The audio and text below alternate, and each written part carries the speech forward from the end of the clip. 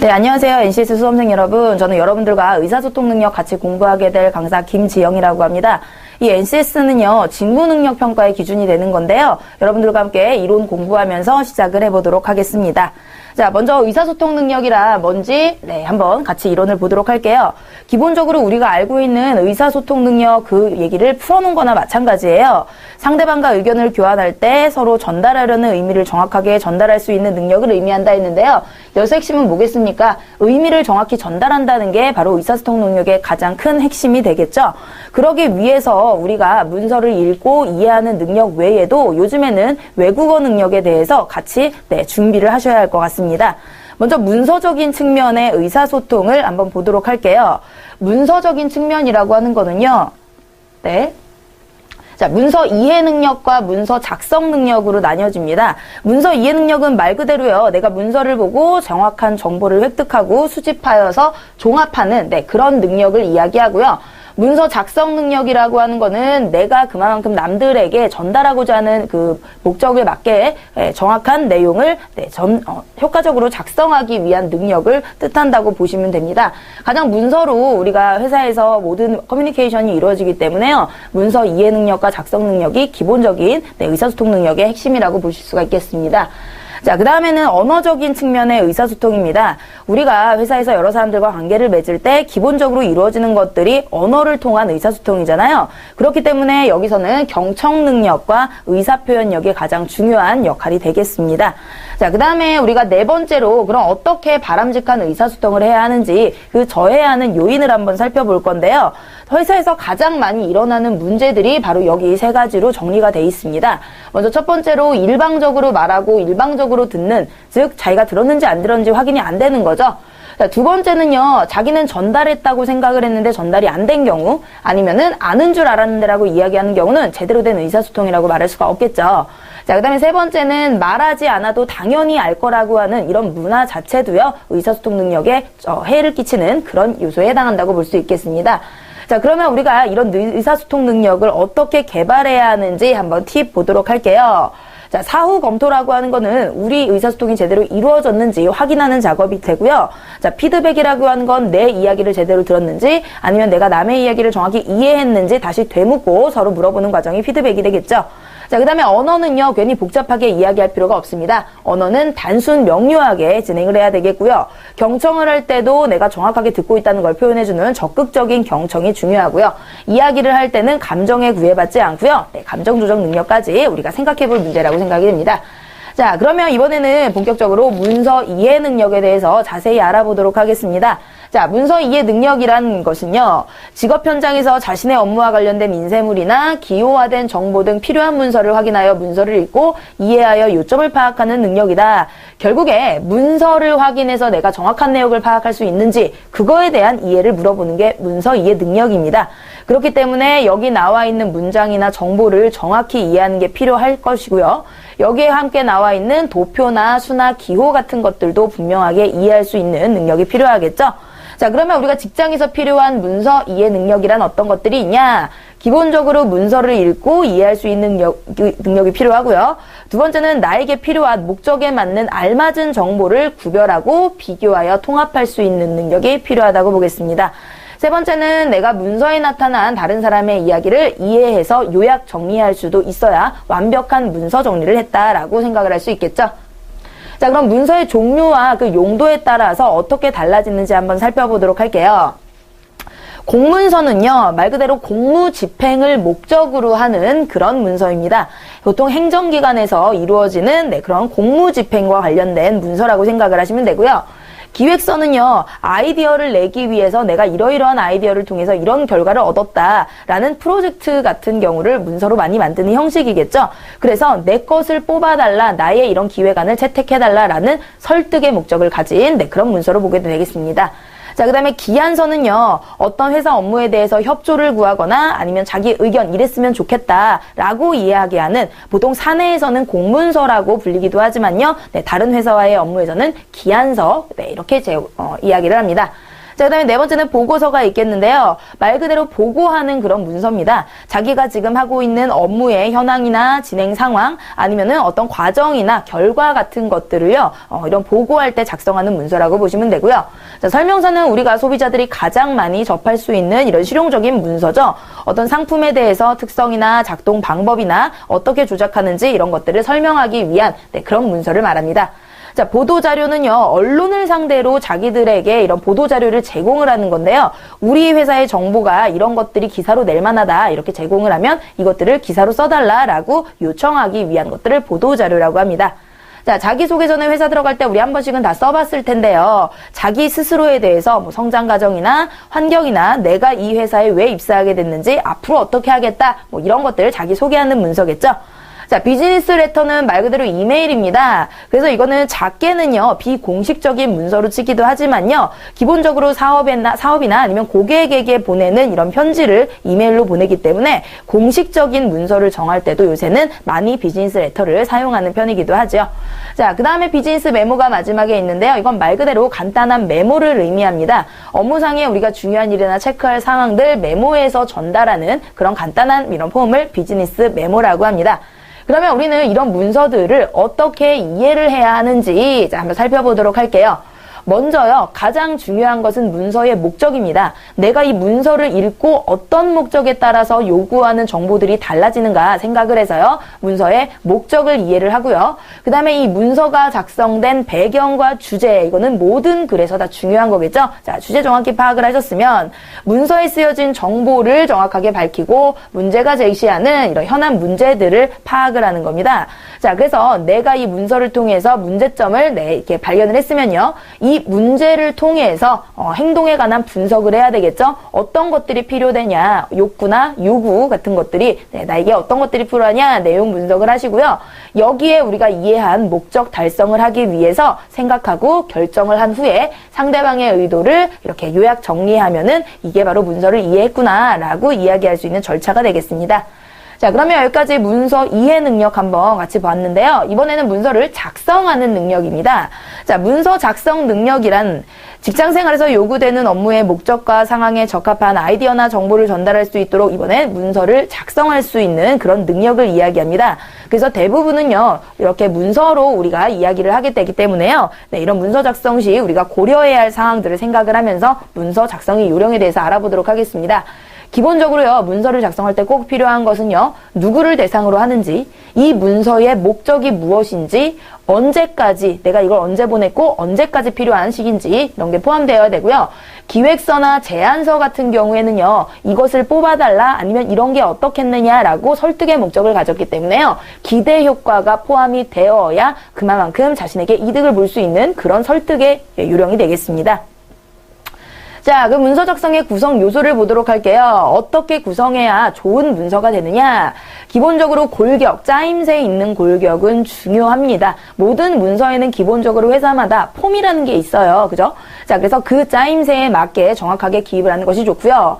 객관적이며 논리적이고 체계적인 내용입니다. 객관성이라고 하는 건 자기 생각보다는 누가 봐도, 그죠? 타당하다고 생각되는. 그 다음에 이왕이면은 논리적인 구조를 가지고 체계적인 틀에 맞춰 써야 되겠고요. 이해하기 쉬운 구조가 가장 중요하겠습니다. 내가 아무리 이런 좋은 목적을 가지고 썼더라도요, 남들에게 이해가 되지 않으면 아무 의미가 없는 문서가 돼버리겠죠. 그 다음에 문장은요, 명료하고 설득력 있는 문장으로 강한 인상을 심어줘야 되고요. 세련되고 인상적인 이런 효과적인 문장을 사용하면은 읽는 사람이 훨씬 더 좋게 받아들일 수가 있겠죠. 자, 그럼 이거 역시 종류에 따라서 어떻게 문서를 작성할 수 있겠는지 한번 살펴보도록 하겠습니다. 자, 먼저 공문서인데요. 우리 공문서라고 하는 거는 말 그대로 공적인 이런 일에 해당이 되는 거라고 했습니다. 육하 원칙에 맞게 누가 언제 어디서 무엇을 어떻게 왜가 정확하게 드러나도록 공적인 이런 대외적인 문서일수록 육하 원칙에 따라서 정확하게 기입을 해주는 것이 좋고요. 연도, 월, 일을 반드시 그죠 기간 함께 기입을 하며 날짜 다음에 괄호를 사용할 경우에는 마침표를 찍지 않는다. 그러니까 날짜 다음에요. 뭐 괄호를 사용해서 뭐 월이나 이런 것들을 요일을 표기할 경우에는요. 마지막에 마침표를 찍지 않고 가로 닫고 그냥 끝내는 그런 의미입니다. 자, 세 번째는요, 이런 공문서 같은 경우는 한눈에 알아봐야 됩니다. 그래서 기본적으로 한 장에 모든 것을 담는 거를 원칙으로 하면서요, 마지막에 내가 여기서 끝을 낸다. 그죠? 그래서 끝이라는 말을 반드시 마무리로 넣어주시기 바랍니다.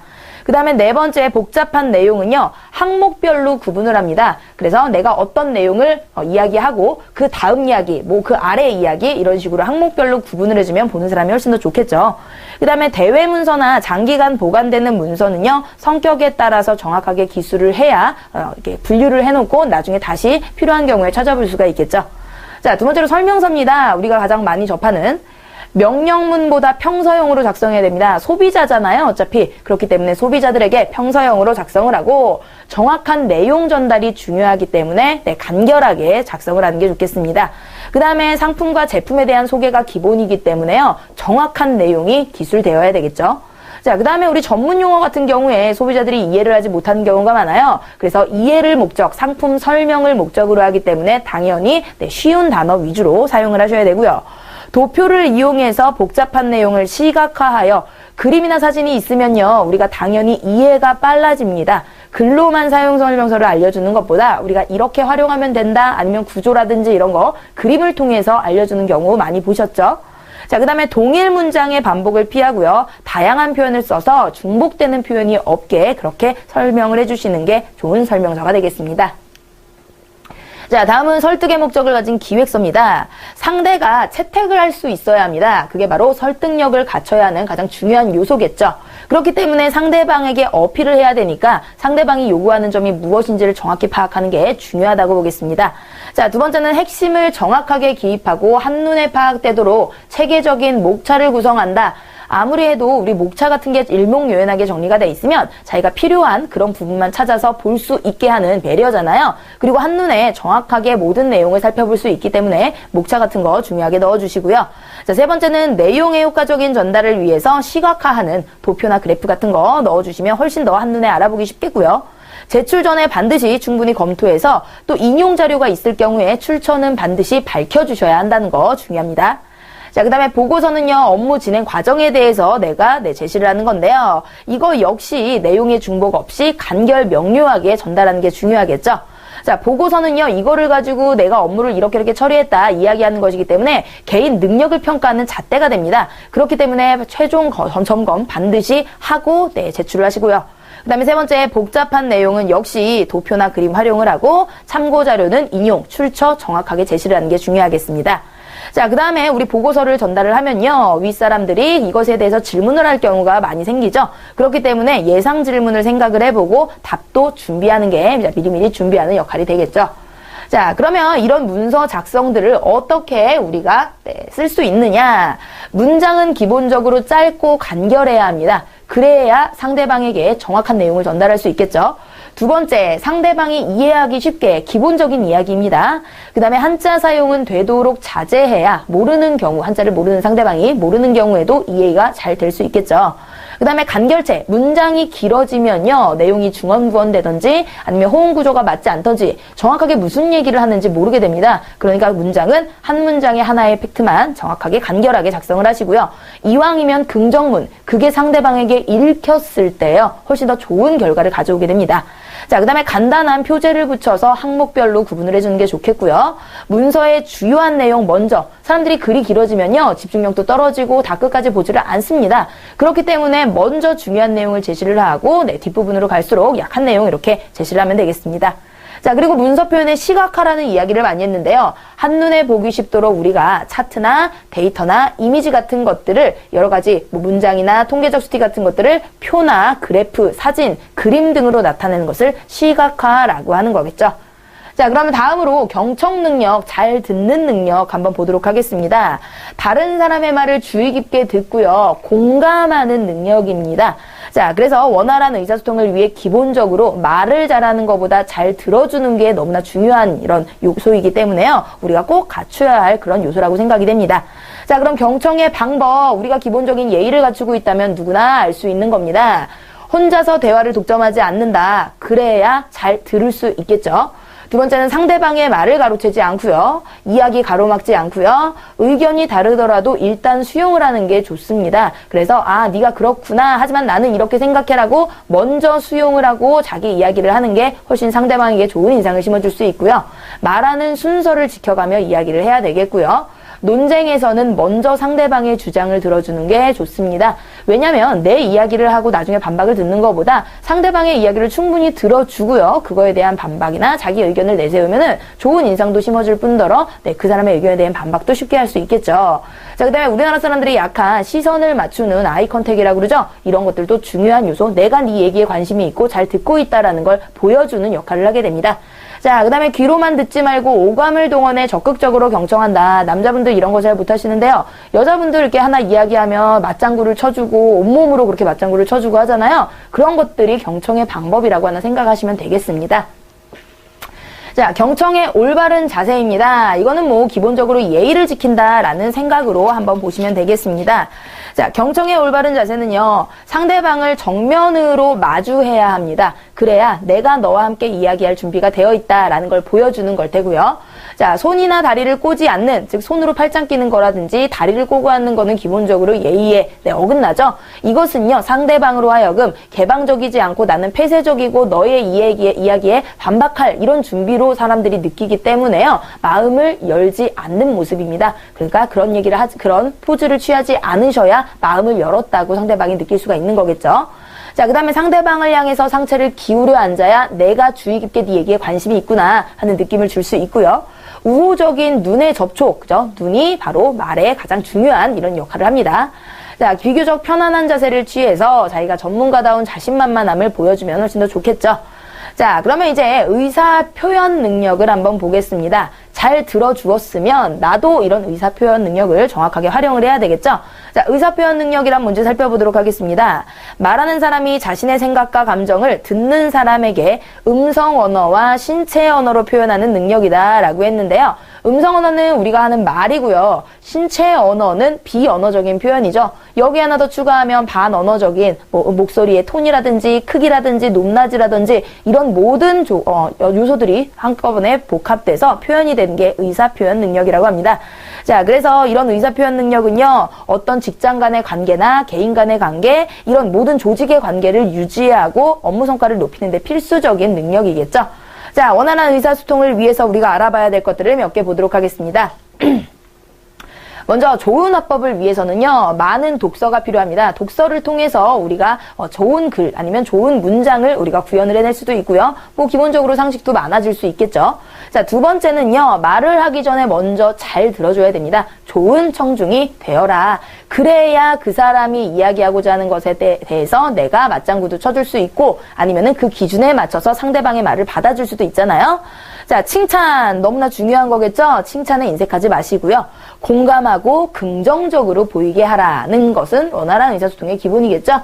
자, 그리고 상대방이 자신을 칭찬해준다고 너무 우쭐해대지 마시고 겸손함을 잃지 마시고 좋은 관계를 유지하고 싶은 상대에게 먼저 자기 속마음을 드러내시면 훨씬 더 상대방도 효력을 발휘를 할 것이고요. 같은 내용보다도요, 완곡적으로, 그죠? 직접적으로 이야기하는 것보다는 우회적으로 돌려서 이야기하는 게 좋은 결과를 가져올 수 있습니다. 자, 그 다음에 첫 마디 말, 우리가 처음부터 본론을 시작하는 것보다요, 첫 마디 말을 어떻게 시작을 하는지에 따라서 그 사람의 전체 인상이 좌우된다고 하죠. 말도 마찬가지입니다.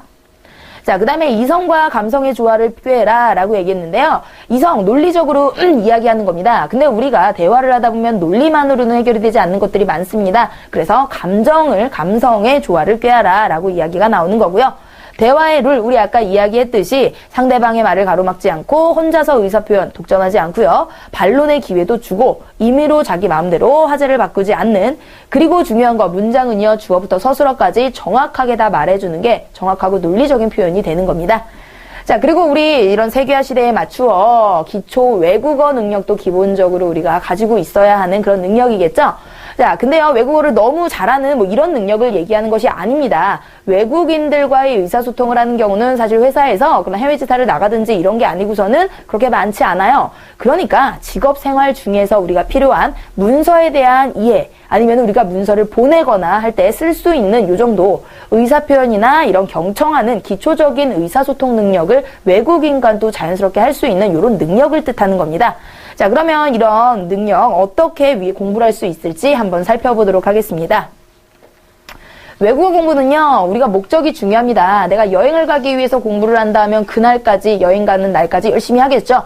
이거 역시요, 우리가 어떤 목표를 정해서 공부를 하면 훨씬 더 효율적인 공부가 되겠고요. 매일 30분씩 눈과 손, 입에 뵐 정도로 반복하여 공부하자. 뭐 이거는요, 말로만 하는 게 아니라요, 온 감각을 다 동원해서 외국어를 배우는 것이 훨씬 더 습득이 잘 된다고 합니다. 자, 실수를 두려워하지 말고 기회가 있을 때마다 외국어를 말하자. 자, 이게 바로 우리나라 사람들 많이 못하는 거죠. 아무리 토익 점수 좋고 이래도요, 외국 사람들 만나면 얼어버려서 말이 잘 안 나온다고 하잖아요. 가장 중요한 능력이 바로 대화 능력입니다. 자, 그 다음에 외국어와 친해질 수 있도록 쉬운 외국어 잡지나 원서 같은 거 많이 접하시는 것도 좋겠고요. 혼자 공부하는 것보단 라이벌을 정하고 공부하거나 아니면 업무와 관련된 외국어의 주요 용어들은 꼭 기억을 해두시는 게 좋겠죠.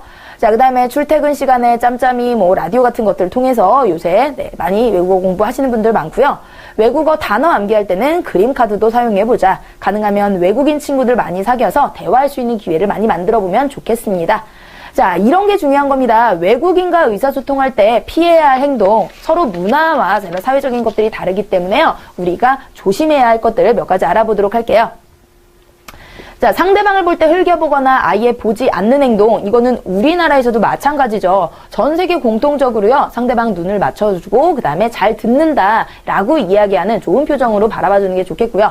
팔이나 다리를 꼬는 행동, 이거는 반감을 가질 수 있게 하는 열린 마음이 아니라는 겁니다. 표정 없이 말하는 거, 우리나라 사람들 너무 표정이 딱딱하다 그러잖아요. 네, 웃으면서 이왕이면 밝은 표정으로 이야기해주는 게 좋겠고요. 대화에 집중하지 않는 거, 이거는 누구에게나 예의가 어긋나고요. 맞장구를 치지 않거나 고개를 끄덕이지 않는 거, 이거는 외국 사람들일수록 훨씬 더 이런 표현들이 자유롭고 활발하죠. 그래서 우리도 이렇게 맞장구 쳐주고 고개를 끄덕이면서 내가 네 의사 표현을 제대로 이해하고 있다, 잘 듣고 있다라는 걸 보여주는 이런 리액션이라고 생각을 하시면 됩니다. 그 다음에 자료만 보고 얘기하는 거, 이것도 좋지 않은 행동이고요. 바르지 못한 자세, 한숨이나 하품, 다른 일을 하며 듣는 거, 이건 기본적인 예의에 어긋나죠. 자, 그 다음에 뭐 상대방의 이름이나 호칭을 자기 임의대로 불러서는 안 됩니다. 어떻게 부를지 먼저 물어보고 그것에 대해 불러주는 게 좋겠습니다. 자, 이렇게 기본적인 의사소통 능력 전반에 대해서 우리가 한번 살펴봤습니다. 자, 그러면 의사소통 능력 한번 문제 같이 풀어보도록 하겠습니다. 아래의 제시 상황을 보고 이어지는 질문에 답하시오. 자, 문제 2개 연달아 나와 있는데요. 자, 미나는 얼마 전 회사에서 중요한 프로젝트를 마치고 하루 특별 휴가를 받았다. 미나는 주말과 다음날 휴가로 받은 월요일 중에 1박 2일로 여행을 가려고 알아보던 중 한 소셜 커머스 사이트에서 판매하는 아래 상품을 보고 예약을 하려고 한다. 자, 지금은 4월 13일 월요일이고 휴가는 20일 월요일이다 했습니다. 자, 그러고 아래 여러 가지 패키지 상품과 주의사항과 막 이런 것들이 나왔어요. 이거를 먼저 볼 필요 없이 자, 문제를 먼저 보도록 할게요. 미나가 4월 19일부터 20일에 친구 2명과 함께 해당 리조트에 간다고 할 때, 그러면 먼저 조건들을 볼게요. 19에서 20일이면요. 요일로 따지면 여기서는 요일이 중요하니까 일요일, 월요일 요렇게 1박 2일로 간다라는 뜻이겠죠? 친구 2명과 함께면은 자, 3명분을 우리가 체크를 해보자는 겁니다. 틀린 설명은 무엇인가? 자, 그러면 선답 볼게요. 패키지 3번, 4번 상품은 해당되지 않으므로 1, 2번 상품을 이용한다. 자, 패키지를 봤더니 얘는 일요일부터 월요일에 갈 거예요. 그러니까 당연히 선택은 1번, 2번 선택 중에 할 수 있겠죠. 3, 4번은 토일 패키지입니다. 자, 이번에 1번 패키지의 프리미엄을 선택할 경우 금액은 18만 8천 원을 지불하면 된다. 자, 1번 패키지 같은 경우에 2인 기본이 자 17만 3천 원이죠. 자, 그런데 여기에 1인 추가할 때, 자, 아래 기본 정보에 보시면, 기준은 2일이고, 1인 초과당 15,000원이 추가가 된다고 했습니다. 그죠? 자, 15,000원이 추가됐으면 얘는, 18만 8,000원. 이렇게 되겠네요. 자, 3번 보시면, 2번 패키지의 스페리어를 선택할 경우, 사우나는 19일에만 이용할 수 있다. 그럼 사우나와 관련된 아래들을 이용 안내를 보시면, 이용 안내 마지막 동그라미에, 사우나는 매주 월요일 휴장합니다 했습니다. 자, 그러면 이 월요일은 사우나는 이용할 수 없다라는 얘기죠. 자, 4번 보시면 1번 로열 상품을 14일에 결제했는데 16일에 취소한다면 126,400원을 환불받을 수 있다. 자, 환불 규정을 먼저 확인을 해볼게요. 환불 규정 마지막에 있죠? 얘가 가고자 하는 거는 숙박 3일 전입니다. 16일에 취소를 한다고 그러면 19일에 가야 되니까 3일 전이 되겠죠? 자, 3일 전 받더니 취소 시 30% 공제 후 환불을 받게 된대요. 자, 그럼 먼저 계산을 해보면 이게 2인 기본이 14만 3천 원이고요. 여기에 한 명, 네, 추가해야 되니까 총 금액은 그죠? 15만 8천 원이겠죠? 근데 취소를 했어요. 그러면 여기에 30%를 공제하고 그러니까 0.7만 받을 수 있다라는 거죠. 네, 이렇게 70%만 받을 수 있다. 그래서 요거 한 번만 계산을 해주시면 될 것 같아요. 그러면 얘가 받을 수 있는 거는 100원이 되겠네요. 그죠? 11만 600원. 그러니까 4번이 틀린 게 되겠습니다. 자, 다음 문제 보시면 니나가 부모님과 대학생인 동생을 포함하여 네 식구 모두 18에서 19일 3번 프리미엄 이용을 결정했다면 지불해야 할 결제 금액은 얼마인가? 한 객실에 묵으며 다 같이 조식을 이용한다. 그럼 조식도 한번 보자는 거예요. 자, 먼저 18, 19일 보시면 자, 18, 19일은 토일입니다. 토일. 그죠? 자, 토일 패키지 중에서 얘가 네 식구니까 총 4명이겠죠? 그러면 2인이 기본이니까 2인은 추가해야 된다라는 걸 기억을 해두시고요. 자, 그러면 먼저 첫 번째 객실 요금을 보시면 토일, 그죠? 그 다음에 프리미엄, 3번 프리미엄 보시면은, 자, 첫 번째 돈 필요한 게 26만 3천 원. 그 다음에 여기에 2인 추가하니까 15,000원씩 2명, 그죠? 3만 원 추가를 하게 되면은 29만 3,000원. 자, 이렇게 먼저 첫 번째 계산을 하고, 조식 얘기가 있어요. 조식도 기본은 2인까지 되고, 자, 조식 이용 안내를 받더니, 네, 추가를 할 경우에는, 성인 조식에 25,000원이네요. 그죠? 그러면은 2인 추가가 되면은 여기에 5만 원이 또 추가가 되는 겁니다. 그죠? 자, 5만 원이 추가가 된다. 그러면은 총 34만 3천 원이 되는 거죠? 요것만 더해주시면 되는 거예요. 자, 그래서 3번이 되겠네요. 자, 다음 문제 보도록 하겠습니다. 다음은 안전보건공단에서 제정한 가스 누출 감지 경보기에 설치에 관한 기술상의 지침이다. 아래 내용을 읽고 주어진 질문에 알맞은 답을 고르셨는데요. 이게 너무 길어요. 그죠? 자, 이런 긴 글을 볼 때는요. 제목을 먼저 보시고요. 그 다음에 진한 글씨로 되어 있는 소분류. 여기 같은 경우에는 1조, 2조, 3조 그 옆에 진한 글씨로 가로 안에 해당되는 항목의 제목이 써 있습니다. 이런 것만 확인을 하시고 먼저 보시면 될 것 같아요. 자, 이것도 똑같이 문제를 먼저 보고 넘어가도록 할게요. 다음 A부터 D 중에 가스 누출 감지 경보기를 적절한 곳에 설치하지 않은 거. 자, 그럼 우리는 어디서 찾아야 되죠? 설치 장소, 설치 위치 이런 항목에서 찾아야 됩니다. 자, 우리 앞에 요 지침서를 봤더니 설치 장소는 4조에 있고요. 설치 위치도 5조에 있네요. 그럼 4, 5조 여기서만 확인을 해보도록 할게요. 자, 1번에 A가 방폭지역 내에 위치한 변전실에 가스 누출 감지 경보기를 설치하였다. 자, 그럼 여기서 찾는 겁니다.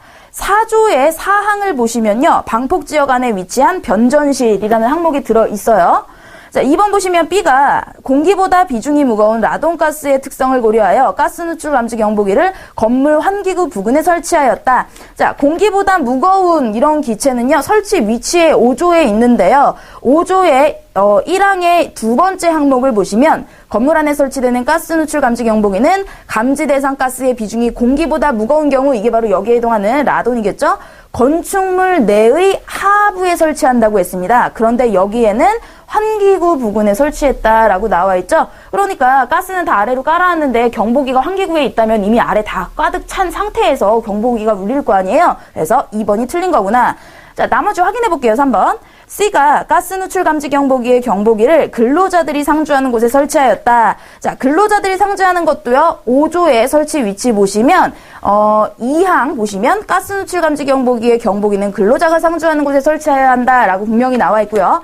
4번에 D가 얘기한 건물 밖에 설치된 가연성 및 독성 물질을 취급하는 압축기의 주변에 가스 누출 감지 경보기를 설치하였다. 자, 이건 설치 장소 4조 보시면은 네, 1번에 있네요. 그죠? 건축물 내외에 설치되어 있는 가연성 및 독성 물질을 취급하는 압축기라고 나와 있으니까 여기에 해당이 되겠습니다. 자, 이어진 다음 문제 보시면 다음 중 가스 누출 감지 경보기의 성능이 의심되는 경우에요. 자, 성능과 관계된 게 몇 조인지 한번 싹 살펴봤더니 7조의 성능이라는 소제목의 항목이 있죠. 1번 보시면 등유에 증발가스가 누출되었음에도 불구하고 독성가스 누출 감지 경보기의 경보가 울리지 않았다. 자, 7조의 성능 보시면요. 딱 1항에 제일 먼저 나와 있어요. 등유에 증발가스, 배기가스 및 탄화수소계 가스와 그 밖의 가스에는 경보가 울리지 않아야 한다. 라고 나와 있으니까 네, 이거는 당연한 겁니다. 2번 보시면 독성가스를 감지하는 경보기는 0에서 허용농도 3배 범위의 눈금을 가지고 있다. 자, 숫자 있는 거 싹 살펴봤더니 4번에 있네요. 지식의 눈금의 범위는 가연성 가스용은 0에서 폭발 한계값, 독성가스는 0에서 허용 농도의 3배이어야 한다라고 나와 있는 부분에 자, 3번 보시면 경보 발신 후 곧바로 조치를 취할 수 없는 상황이라 그대로 두었더니 가스 농도의 변화에 따라 저절로 경보가 정지되었다. 자, 경보가 울렸대요. 그거 7조의 5항을 보시면 경보를 발신한 후에는 가스 농도가 변화하여도 계속 경보를 울려야 하며 라고 나왔어요. 멈추면 안 된다라는 뜻입니다. 그래서 3번이 틀렸고요. 자, 4번 확인해 볼게요. 일산화탄소를 감지하는 가스 누출 감지 경보기를 설치하였는데 경보 농도의 1.6배인 상태에서 30초 이내로 경보가 울리지 않았다 했습니다. 자, 이것도 성능에서 보시면 2항에 시간은 경보 농도의 1.6배인 경우 보통 30초 이내일 것이라고 나와 있죠. 네, 그래서 맞는 얘기, 괜찮은 경우네요. 자, 그럼 이어진 다음 문제 보시면 다음 중 가스 누출 감지 경보기가 갖추어야 할 구조에 대한 설명입니다. 자, 구조는 앞에서 찾아보시면은 8조에 해당이 되죠. 그럼 8조에서 이제 찾아보도록 할게요. 1번, 가스에 접촉하는 부분은 내식성 재료나 충분히 부식 방지 처리가 된 재료를 사용하며 그 외 부분은 도장이나 도금 처리가 양호한 재료를 사용한다. 자, 8조에서 찾아보도록 하겠습니다. 8조에 2항 보시면 그죠? 여기 똑같은 내용 들어가 있고요. 그 다음에 이번에 경보는 램프의 점등 또는 전멸 방식을 사용하거나 경보가 울리는 방식을 사용해야 한다. 자, 램프 이야기는요. 5번에 있네요. 5번에 근데 뭐라고 돼 있냐면 경보는 램프의 점등 또는 전멸과 동시에 경보를 울린다. 동시에 울려야 되는데 여기는 또는이라고 나와 있죠. 자, 그러니까 네, 2번이 틀렸습니다. 자, 3번 확인해 보시면 가연성 가스의 누출 감지 경보기는 방폭 성능을 갖춘 것이어야 한다. 자, 이거는 구조에서 3번에 해당되는 거겠죠? 3번의 뒷부분에 방폭 성능을 갖는 것이어야 한다 나왔고요. 4번에 충분한 강도여야 하며 취급과 정비가 쉬워야 한다. 이거는 8조의 1항에 처음에 나와 있는 내용이죠. 자, 그 다음에 다음 문제 보시면요. 냉장고 사용 설명서가 나왔네요. 각 물음에 답하시오. 자, 다음 문제 보시면요. 위 설명서를 기준으로 판단할 때 KH123이라는 모델에 대한 설명으로 알 수 없거나 틀린 것을 모두 고르면 알 수 없거나 아예 틀린 내용, 그러니까 다시 얘기하면은 여기서 찾을 수 있는 내용은 제외하자라는 얘기겠죠. 가를 보시면요. 자, 이 모델은 220V의 전격 전압과 60Hz 주파수를 가지며 냉장실 용량은 110L이다. 자, 이런 용량이나 전압 같은 경우는 보통 처음 부분에 나오잖아요. 자, 모델명 제품 규격에 보시면은요. 그죠? 220V에 60Hz 나왔고, 뭐, 무게, 이런 것들 다, 내용이죠. 냉장실 110, 뭐, 이런 거 다 나왔습니다. 네, 그러니까 여기서 알 수 있는 내용이고요. 자, 나를 보시면 주위 온도 5도 이하에서 사용할 때는 냉동실 온도가 양냉이 될 수 있으니 설치 위치를 변경해야 된다. 자, 이런 거 같은 경우에 이제 제목들을 보시고 설치 위치, 뭐, 안 될 경우 주의사항 이런 부분에서 찾아야 되는데요. 자, 설치 방법에도 이런 것과 관련된 거는 없고, 자, 경고사항에서도 설치할 때 경고사항에서도 뭐 딱히 나온 부분은 없습니다. 즉, 이 설명서만 가지고는 알 수 없다라는 얘기겠죠. 달을 보시면 냉장고 실내등의 전압은 240이며 실내등을 교환할 땐 서비스센터에 연락하여야 한다. 실내등과 관련된 항목을 한번 찾아볼게요. 제품 규격에도 없고요. 전원 설치 주의사항, 안전점검, 그 다음에 접지와 전원, 식품 상태, 뭐 고장 이런 것들 어디에도 실내등과 관련된 내용은 적혀있지 않아요. 그러니까 알 수 없다가 되겠고요.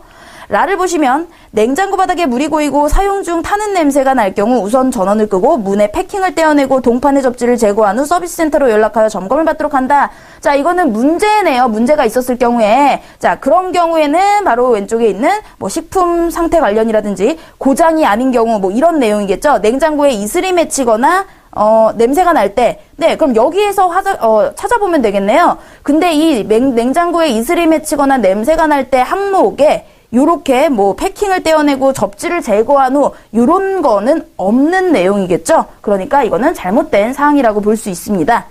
말을 보시면 플러그를 빼고 다시 꽂을 땐 5분 이상이 지난 후 꽂아야 하며 가스가 셀 때는 냉장고를 만지지 말고 즉시 환기시켜야 한다. 자, 이것도 뭐 잘못된 경우 이런 거 찾는 건데요.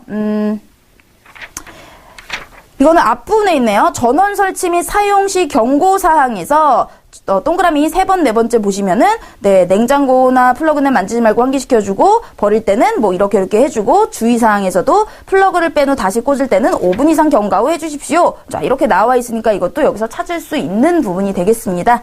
자, 그래서 답은 4번이 됩니다. 자, 연결된 문제 보시면요. 다음 중 요 냉장고에 대한 설명으로 옳지 않은 거. 자, 이건 내용일치 문제니까 빨리빨리 찾으시면 되겠죠? 자, 가로 450에 세로 1200에 깊이 555, 35kg. 자, 제품 규격에서 확인할 수 있고요. 냉장고를 처분할 때는 문에 패킹을 떼어내고 어린이가 노는 곳에 버리지 말아야 한다. 자, 이거 처분할 때 이야기, 그거는 전원 설치 및 경고사항의 마지막 동그라미에 나와 있는 부분입니다. 그 다음에 접자에 단자가 있는 AC 220V 콘센트에 사용할 경우 전격 전류 15mA 누전 차단기를 연결해야 한다. 자, 전원 연결 부분과 관련된 거니까 접지와 전원 연결 부분 보시면 네, 별도로 접지하지 않아도 된다라고 첫 번째 동그라미에 나와 있고요. 세 번째 동그라미에서는 네, 전격 전류 15A, 전격 부동 전류 7.5mA를 구입하여 연결해 주십시오. 뭐 이런 식으로 나와 있죠. 자, 그렇기 때문에 이 전원 연결 부분에 얘는 네, 차단 별도로 접지하지 않아도 되는 경우가 되겠습니다. 그러니까 틀린 내용 3번 체크할 수 있겠고요. 4번 확인해 보시면 장마철 냉장고에 이슬이 맺힐 경우 마른 헝겊이나 수건으로 닦아주면 좋다. 자, 이것 같은 경우도 네, 우리가 어떻게 확인을 해야 되나 확인을 해봤더니 냉장고에 이슬이 맺힐 경우 여기 있네요. 그죠?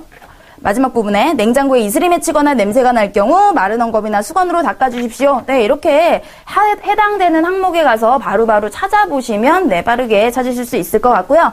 자, 다음 문제입니다. 냉장고의 여러 부품들이 팽창하거나 수축할 땐 어떤 현상이 발생하는가? 이거는 고장과 관련된 거잖아요. 자, 그럼 고장과 관련된 고장이 아닌 경우 뭐 이 부분에서 찾아보시면 되겠죠. 똑딱하는 소리가 나는 소리, 냉장고 내에 여러 부품들이 수축 팽창하는 소리입니다. 라고 나왔습니다. 그러니까 4번 같이 연결해 줄 수 있겠습니다. 자, 다음 문제 보시면요. 다음은 사원들이 아래 신문기사를 읽은 후 나눈 대화이다. 대화의 흐름상 괄원에 들어갈 말로 가장 알맞은 것은 자, 보시면 아래 보기에 신문기사도 나와 있고 대화도 나와 있어요. 이 둘 중에 뭐가 중요하냐면요. 대화가 중요합니다. 자, 왜냐면요. 대화만으로 이 신문기사의 내용을 파악을 할 수 있고 이 대화라고 하는 거는 이 사람들이 모두 이 내용을 인지하고 그것에 대해서 이야기를 하는 거기 때문에 우리가 문제를 빠르게 풀기 위해서는 신문기사보다 대화를 먼저 보고 이것만 가지고도 문제를 풀 수 있게끔 낸다라는 뜻이에요. 자, 그러면은 요 글을 보기 전에 먼저 대화를 볼게요. 신기하다. 치매가 예술을 탄생시킨 하나의 촉매가 된 거나 다름없네. 치매라고 하는 병이 예술을 탄생시켰다는 긍정적인 입장에서 이야기하고 있고요. 희선이는 그러게 언어장애를 꼭 불행으로만 단정 지을 수도 없겠어, 안 그래? 자, 소연이 말에 그러게 동의를 하면서 얘도 이런 장애를 불행으로만 생각할 필요는 없겠다. 긍정적으로 생각을 하고 있어요. 그런데 현미는 내 생각은 달라라고 했습니다. 그러면 장애나 치매 같은 거를 얘는 부정적으로 생각하는 아이잖아요. 자, 부정적인 얘기가 여기 들어가야 된다라는 거예요. 그럼 아래 보기 선다 중에 부정적인 내용 한번 찾아볼게요. 1번에 전두축두 치매를 앓는 환자들에게 예술적 재능이 발견될 수 있도록 장려하는 프로그램이 개발되면 좋겠어. 이거를 긍정적으로 발전적인 방향으로 이끌어나는 긍정적 방향이니까 어울리지 않고요. 이번에 이 치매를 앓는 사람 모두가 그런 잠재적인 재능이 있는 건 아닐 거야. 자, 부정적으로 바라보죠? 난 평범하게 살지언정 그런 질병은 걸리지 않았으면 좋겠어. 자, 무조건 무섭다, 싫다라고 이야기를 하고 있습니다. 그러니까 부정적인 생각을 가지고 있는 2번이 가장 가까운 답이고요. 자, 나머지 한번 하게 보면 3번에 저런 재능이 발굴되고 난 후 치매 증상이 완화된 사례가 있는지 찾아봐야겠는걸. 자, 이거는 이 재능이라고 표현을 했고요. 재능 이후에 오히려 병이 좋아질 수 있는 긍정적인 입장에서 바라보고 있으니까 어울리지 않고요. 4번도 치매뿐 아니라 다른 신체적 장애가 있음에도 저런 예술이 탄생할 수 있다는 건 참 놀라운 일이야 라고 긍정적으로 바라보고 있죠. 그러니까 부정적으로 얘기한 건 2번밖에 안 되네요. 우리는 이 신문기사가 무슨 이야기를 하는지도 모르고 그 다음에 읽어보지도 않았음에도 불구하고 대화를 가지고 우리는 문제를 풀어나갈 수 있다는 뜻입니다. 자, 다음은 해외 한국학 육성 방안에 대한 개요입니다. 자, 각 답 물음에 말하시오, 물음에 답하시오 이러고 두 문제가 나와 있는데요. 자, 문제를 먼저 볼게요. 첫 번째 문제는 자료 제시 방안이나 개요 수정 방안으로 옳지 않은 문제고요. 두 번째는 본론 C의 빈칸에 들어갈 내용으로 가장 알맞은 겁니다. 자, 그러면은 먼저 개요 문제에 대해서 설명을 드리면요. 개요 문제는 크게 세 가지 정도가 돼 있어요. 제목이나 결론에 들어가야 되는 거, 제목이나 결론은 본론 내용을 전부 다 포함할 수 있게 하라는 거, 그 다음에 문제점과 해결 방안 같은 게 나오면은요, 각각이 이렇게 쌍을 이루어서 나와줘야 하는 겁니다. 이 문제점에 대한 요 해결책, 두 번째 문제점에 대한 두 번째 해결책, 요런 식으로요. 자, 그 다음에 큰 제목 아래에 작은 제목으로 들어가 있는데, 그게 바로 큰 제목 안에 들어갈 수 있는지 없는지, 그런 세 가지 정도가 가장 많이 나옵니다. 자, 그럼 수정 방안 한번 시키는 대로 한번 따라가 볼게요. 1번 보시면, 본론 B의 B, 자, 근거 자료로서 일본학, 중국학에 비하여 한국학의 인지도가 상대적으로 낮음을 제시한다. 자, 한번 볼게요. B의 B. 한국학에 대한 현지인들의 관심이 부족하다. 자, 이 관심이 부족하다 이야기를, 얘기하기 위해 일본학이나 중국학에 비해 상대적으로 낮다라는 내용, 근거를 제시하면 좋겠고요. 두 번째, 본론 B를 고려하여 본론 C의 A, 정부의 지원 확대 및 민간기업 정부 기업 활성화로 수정한다. 자, 그럼 C의 A와 B의 A가 같이 돼야 되겠죠? B의 A는 연구 재정 지원이 부족하다니까 C도 관리 문제가 아니라 재정 지원이 부족하다. 그러니까 지원을 확대해줘라. 기부를 활성화해줘라. 맞는 얘기겠죠? 자, 3번에 본론 A의 근거 자료로 문화재 보존 현황을 제시한다. 자, A가 문제 한번 봤더니 한국학 육성에 의의 게다가 다른 나라와 문학적 학문적 연대를 증진하는 얘기인데요. 여기에 갑자기 문화재 보존하는 현황 전혀 관계가 없는 거죠. 그러니까 수정한 것이 오히려 틀린 게 되겠네요. 네, 3번 체크하시고요. 자, 4번 확인해 보시면 서론 A의 근거 자료로 한국학 강좌를 개설한 외국 대학의 정확한 실태를 통계 수치로 제시한다. 바로 개설한 국가 수가 증가한다라고만 나와 있는데 통계 수치를 하면은 신뢰성이 올라갈 수 있는 거겠죠? 자, 다음은 본론 C 기억에 들어갈 내용입니다. 자, 그러면 C라고 하는 거는 B의 문제점과 쌍을 이루어서 이렇게 나가야 되니까 본론 B의 C를 한번 볼게요. 전문 인력이 부족하답니다. 그럼 해결 방안은 이런 전문 인력을 양성해 나가는 방향으로 나와야 되겠죠? 자, 전문 인력을 양성한다 얘기 어디 있을까요? 2번에 연구자 육성, 그죠? 전문 인력 육성을 위한 장학 제도를 마련한다입니다. 1번 같은 경우에는 전문 인력 양성이 있지만 틀린 이유가요. 앞부분이 기업에 대한 투자 확대 이야기가 들어갑니다. B에는 투자 확대 이야기가 C에 들어가 있지 않았어요. 그러니까 쓸데없는 게 들어가 있기 때문에 1번이 답이 될 수 없고 2번이 오히려 답이 될 수 있는 겁니다. 자, 다음 문제 보겠습니다.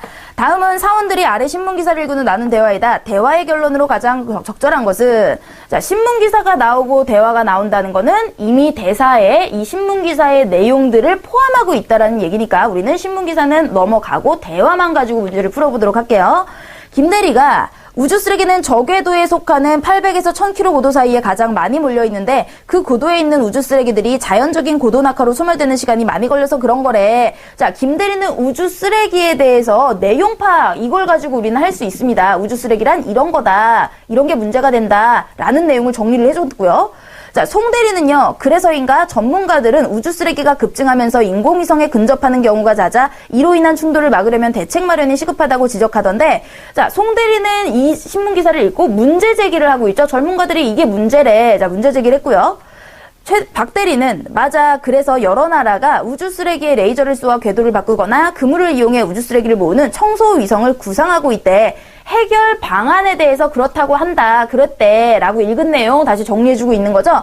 자, 그럼 김대리는 내용 정리를 했고요. 송대리는 문제 제기를 정리해줬고요. 박대리는 해결 방안입니다. 그래서 내용과 문제점과 해결 방안 이 셋 중에 뭐가 제일 중요할까요? 당연히 해결 방안이 가장 중요한 중심 내용이 되는 겁니다.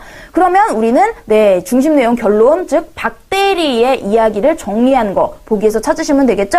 여러 나라가 이런 여러 가지 해결책을 구상하고 있대. 자, 가장 비슷한 내용 3번이 되겠네요. 우주 쓰레기로부터 위성을 보호하기 위해선 국제사회의 상호 공조가 중요하다라는 결론이 나타나게 되는 겁니다.